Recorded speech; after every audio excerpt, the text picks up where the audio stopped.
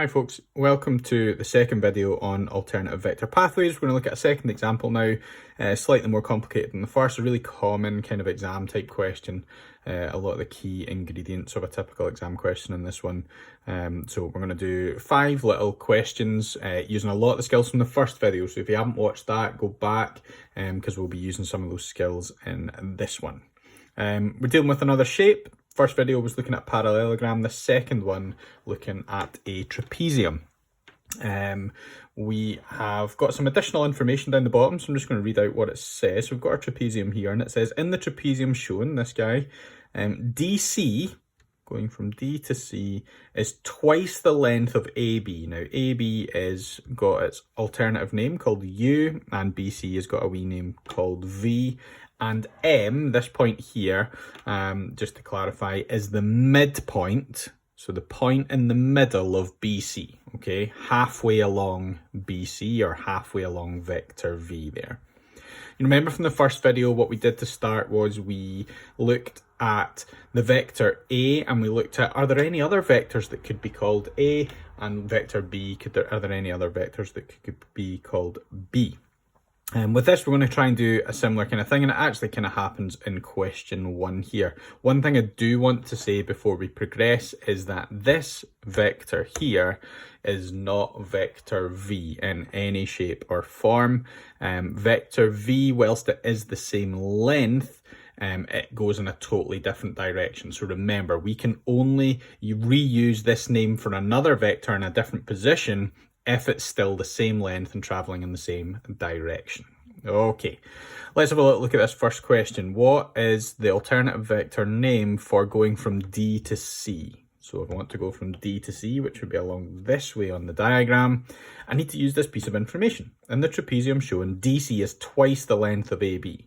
So if I take AB and I stick one of them there and then another one here, I get exactly that vector DC. So DC is simply 2 lots of vector U. And I'm going to mark that on the diagram because we're going to use that piece of information to help with some of these other vector pathways. Okay, that's not really an alternative vector pathway. It's just finding a name for that vector pathway going from D to C. Okay, now more common, we're trying to get from A to C. Okay, I want to try and get from A to C. I'll mark that on the diagram really quickly. Here we go. I want to go from point A, or remember last time we talked about like towns and this was a road map. I want to go from town A to town C and I can't use that road. So how do I get there? Well, I can't go this way because I actually don't know the name of that vector at all. Remember, it's not V. So I'm kind of limited in my options this time in that I have to go, first of all, from A to B. So going from A to B is just called U. And then now that I'm here, I'm going to go from B to C. I'm going the right way along that road. Yeah, the arrow is pointing in that direction. And so I'm going then along a vector V. Okay, so to get from A to C, I go along U and up V. And you can see that that journey does take me from A to C. Okay, new journey. I want to try and get from A to D. Wouldn't it be nice if this road was open? Yeah, so I'm trying this time just to go like straight from here to here in this direction. I want to get from A to D, but this road is blocked. Okay, so again, I only really have one alternative option, which is to go around this trapezium the long way. Okay, so I'm starting at A, that's what this notation says, and I want to end at D. So if I start at A and I can't go this way, I have to go that way. So I have to go along U. I'm going along U in the right direction, so it's just a positive U. I'm now at B, and I'm kind of getting there on my journey, but I want to get to C now, and so I'm going to go along V. Again, in the right direction, that's fine. Okay, now I've got to make this journey from C to D, and that'll be the end of my journey. I'll have started at A, and I've gotten to D, but I need to get from C to D. Now, if we remember, U, we can see it here, goes in this direction to the right, and I want to go to the left.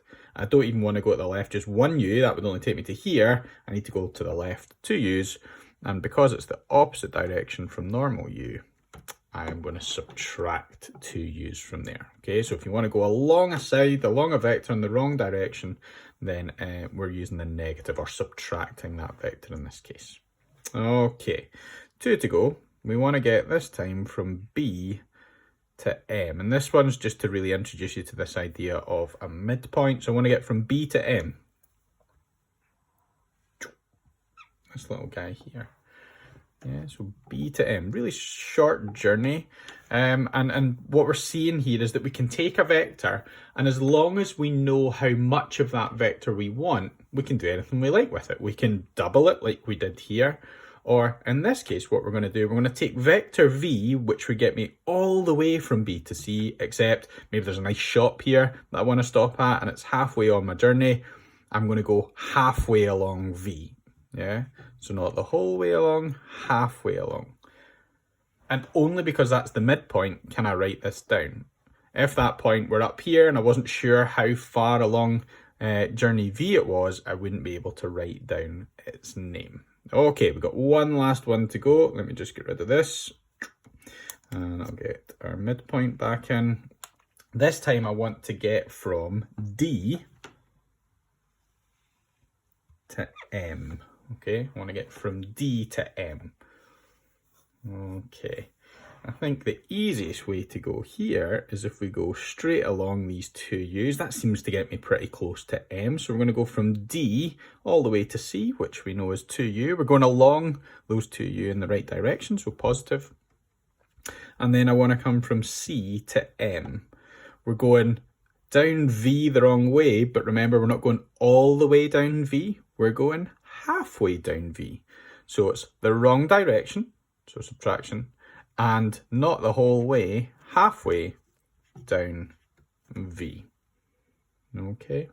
I think it'd be worth watching this video a couple of times, folks. Maybe even draw out that trapezium and have a little go at those yourself and then compare it with the video.